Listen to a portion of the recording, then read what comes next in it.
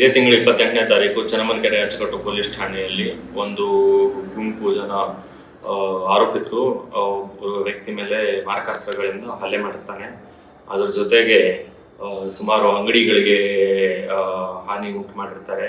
ಆಮೇಲೆ ಗಾಡಿಗಳಿಗೆ ಮೇಲೆ ಜಖಂ ಮಾಡಿರ್ತಾರೆ. ಇದಕ್ಕೆ ಸಂಬಂಧಪಟ್ಟ ಹಾಗೆ 3 ಪ್ರತ್ಯೇಕ ಪ್ರಕರಣಗಳು ನಮ್ಮ ಚನ್ನಮನಕೆರೆ ಅಚ್ಚುಕಟ್ಟು ಪೊಲೀಸ್ ಠಾಣೆಯಲ್ಲಿ ದಾಖಲಾಗಿವೆ. ತನಿಖೆ ಮುಂದುವರೆಸಿ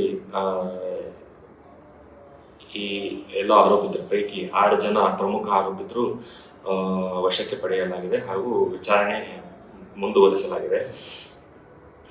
ಈವರೆಗೂ ತನಿಖೆಯಲ್ಲಿ ನಮಗೆ ಗಮನಕ್ಕೆ ಬಂದಿರೋದು ಏನಂದರೆ, ಆರೋಪಿತರು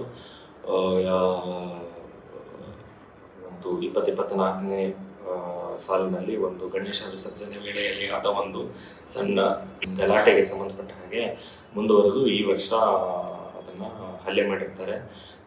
ಎರಡೂ ಕಡೆ ಬ್ಯಾಡ್ ಕ್ಯಾರೆಕ್ಟರ್ಗಳು ಇರ್ತಾರೆ. ಈ ಆರೋಪಿತರಲ್ಲಿ 3 ಜನ ರೌಡಿ ಆಸಾಮಿಗಳಿರ್ತಾರೆ ಹಾಗೂ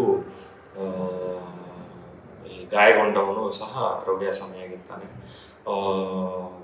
ಈ ಗಾಯಗೊಂಡವನು ಆಸ್ಪತ್ರೆಯಲ್ಲಿ ಚೇತರಿಸ್ಕೊತಾ ಇದ್ದಾರೆ ಹಾಗೂ ತನಿಖೆಯನ್ನು ಮುಂದುವರೆದಿದೆ. ಇನ್ನುಳಿದ ಆರೋಪಿತರನ್ನು ಸಹ ಅತಿ ಶೀಘ್ರದಲ್ಲಿ ಪತ್ತೆ ಮಾಡಿ ಕಾನೂನು ರೀತಿಯ ಕ್ರಮ ಕೈಗೊಳ್ತೀವಿ.